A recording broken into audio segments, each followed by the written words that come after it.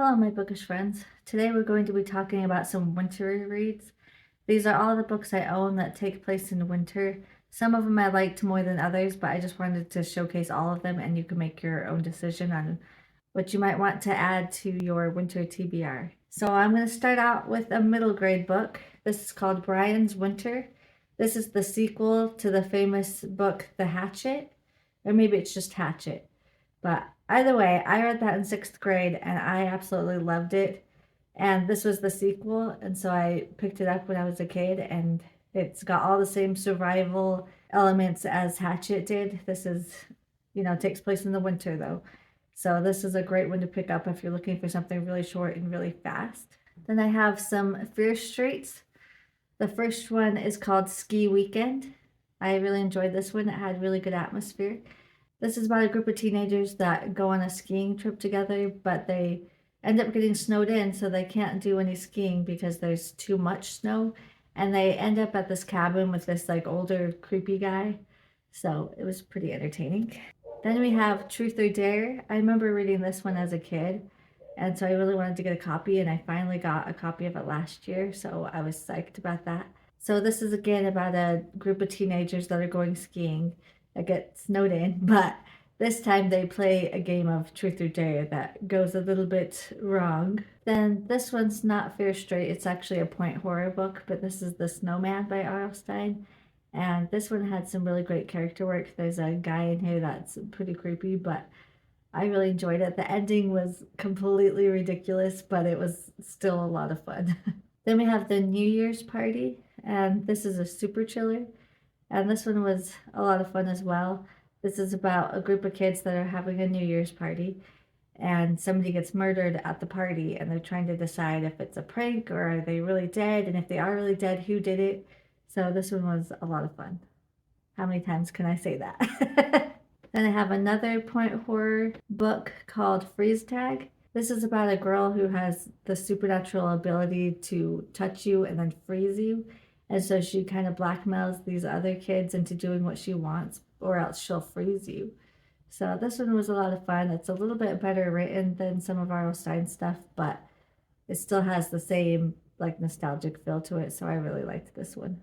Then we have Five Total Strangers.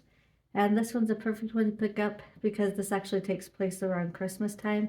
There's this group of people that are trying to get home for the holidays, but they get snowed in and none of the flights are going out. So they're like, well, we're just going to drive home. So they all pile it together into one vehicle, these strangers together, to try and drive across the country to get to their various destinations. And this one was very snowy. If you're afraid of driving in snow like I am, then this is a scary read because there's lots of car accidents, lots of slipping on ice, lots of, the dangers of driving during the winter. And so it had a lot of that. But then on top of that, you have the suspicious people that are riding in the car together because one of them seems to not be what he says he is, and he seems a little bit suspicious. And so you're trying to decide who you can trust and who you can't. And I thought this was a really fun, interesting read. I really enjoyed it. Yes, it's YA, but I really liked it. I thought for YA, this was really good. And it was very fast paced and it was very entertaining. Then we have Alone. And this is about a teenage girl and her sister and her mom who recently moved to this remote house in the middle of nowhere. And these group of teenagers are out partying, but then they get caught in a blizzard, and so they walk to the remote house to ask for sanctuary from the storm. And so they let them in and they start playing a game that their mom made up, and sinister things start to happen that maybe this game isn't just a game. So this one wasn't my favorite. It was a little bit slower. It was a little bit weird in the beginning, but by the end it got me and I really enjoyed the ending and I really enjoyed this book. So it has a lot of the snowy atmosphere and like the slow, creepy being in a dark house atmosphere, which I always love. So I read this in front of a fireplace, with just the Christmas lights on, and that made it that much more creepier. Okay, so now we're going to be moving on to our adult fiction. This is probably my very favorite thriller. I've reread it several times and I just love it every time. I never get bored. So this is an oldie but a goodie. So this one is A Cry in the Night by Mary Higgins Clark. So this one is about a woman who has two children, but she's divorced, and she meets this man one day who kind of sweeps her off her feet, and they have this whirlwind relationship, and they get married, and he takes her away to his farm. So this woman, she gets married, and she's head over heels for this guy in the beginning. But as soon as they get to his farm, things start to happen, and she starts to get suspicious of him because he acts really weird, and he kind of gets more controlling and all that stuff. Next, we have a couple of classics that nobody will be surprised by. The first one being The Shining by Stephen King. I don't even know if I want to give a synopsis because everybody and their dog should know what this is about. But in case for whatever reason you don't know what this is about, this is about a man who gets a job as a caretaker for this inn, and he takes his family there, and they're snowed in for the winter to take care of it until the season opens back up again. But things in the house are not what they seem, and the dad starts to go a little crazy. Next, we have another Stephen King, which is Misery, and this one is definitely one of my favorites, along with The Shining. And this one was very scary. And this is about a author who gets into a car accident, slips off the road, and he gets taken in by this woman who takes him to her house to let him heal and recover, supposedly. But really, she's kidnapped him, and she's a fan of his, and she was very upset by the way he wrote his last novel, and the ending was not to her liking. So she wants him to write a different ending. So she keeps him holed up in her house, and it's very scary. She's one of the creepiest characters I've ever read, so I really enjoyed this one a lot. Next, we have The Winter People. I used to say by Jennifer McMahon, but it's actually McMahon. So I've been saying that wrong. So just so you know. So this one kind of gives me Pet Cemetery vibes. So if you like that book, I think you would like this one. Although this one feels more like a thriller, and that one's definitely horror. But this one has some horror elements to it. So this has like 3 different point of views. And in one of them, this lady, she loses her child who dies when she's very young. And then the other 2 perspectives, I don't actually remember what they're doing. Oh, and so one of them finds her diary, the lady's diary that lost her child back in like the 1900s. And so she's kind of figuring out what happened at this old farmhouse. But anyways, this is a lot of fun, has all the snowy vibes. I really enjoyed it. Then we have The Unwanted Guest by Sherry Lapina. This was my first book by this author, and I thought it was okay. It wasn't my favorite. I thought it was a bit predictable and a little bit slow. But if you're just looking for something snowy and, just a run-of-the-mill murder mystery, that's basically what this is. So this is about a group of people that got snowed in at a hotel, but then someone ends up murdered, but they can't leave because of the storm. And so they just have to hole up there with this murderer around. So they're trying to figure out who did it. Okay, then we have Voices in the Snow by my queen, Darcy Coates. And this is part of a series. There's 4 books in the series. Starts out being like very gothic and in this old mansion and all this stuff, but by the end you realize that that's not what this story is about. So this is great. This is about a woman who again gets stuck in a snowstorm, and she makes it to this old mansion, but something else is going on. This is like a post-apocalyptic book, and so she realizes, that none of the telephones are working. I don't think there's electricity. There's no people on the roads. It's like they just vanished, and she's just out there by herself. So she walks to this mansion in the woods. Or no, actually, maybe the guy finds her and brings her back to his house. But either way, she makes it to this mansion and kind of has Misery vibes in the beginning. And then she wakes up and she tries to keep escaping because she doesn't know who this guy is that she's with. But he's like, you're insane. We don't know what's going on out there. Something strange is happening. Plus, it's this blizzard. You gotta stop going outside. You need to recover. You need to rest. And so she eventually stays, and it has all these really good gothic vibes. It reminded me of We Have Always Lived at the Castle by Shirley Jackson. So if you enjoy that book, then I think you'd enjoy this one. Although, again, by the end, it's completely about something else, but I'm not going to tell you what that is. But Anyways, I just thought this was really good. It was very atmospheric and I love the characters, and this is definitely one of my favorites by Darcy Coates. Then we have Near the Bone by Christina Henry, and I absolutely love this book. I thought it was phenomenal. So this is about a lady who, her and her husband live in a remote little cabin on the mountains, and it's winter time, and they discover that there's like a creature out there in the woods that's starting to hunt in their area. She's not very happy living there with her husband, and so she thinks maybe this would be a good way to escape. But as she escapes, she meets some other people, and they start getting picked off by this creature. So I thought this was a lot of fun. There's more going on than just a creature feature, but I just loved it. I thought it was very well written. It was very cinematic. It was very interesting and never a dull moment, and I really enjoyed this. Then we have The Stroke of Winter by Wendy Webb. This one sounds right up my alley because it's a ghost story and I love ghost stories. But I don't know, I didn't find it all that compelling. It was just kind of run of the mill ghost story, but it wasn't really creepy, it wasn't really suspenseful, and so it was very slow paced. And so I didn't dislike it, I did like it, but it's not something I would rave about. But if you're into ghost stories and you're into Wendy Webb, then I would definitely give this one a try. This has to do with painting, so if you like that aspect in your books, that's a good one too. So this is about a woman who during the winter time is trying to convert her old family house into a bed and breakfast. And since it's winter time and nobody's going to be wanting to go there anyways, she just takes the opportunity to renovate it. But as she's renovating, she finds this hidden room with all these paintings in it. And her grandfather was a famous painter, and she had never seen any of these paintings before. And the more she looks at it, the more sinister she realizes that they are. So, like I said, not a bad one, just not my favorite. Next, we have No Exit by Taylor Adams. And this one is definitely full of snowy goodness. So, this is a thriller about this group of people that are trying to drive over the mountains in Colorado, but they get snowed in.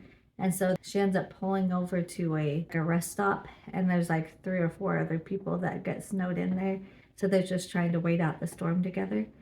But then she goes out to her car to get something, and she sees that in one of the vehicles, there's a little girl in the back in like a dog kennel, like she had been kidnapped. So now she's trying to figure out how to help this little girl escape because she knows that one of the 4 people that she's stuck at this rest stop is the kidnapper. So this one's very fast paced, very fun, very entertaining. Next we have Survive the Night by Riley Sager.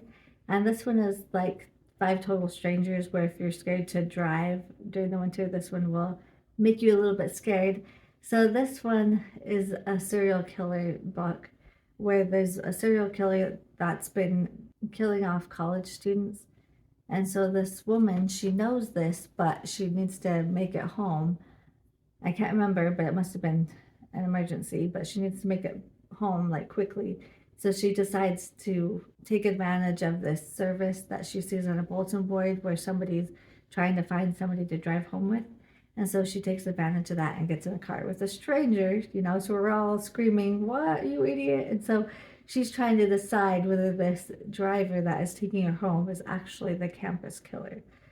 So a lot of people did not like this one, probably because she does make some dumb decisions.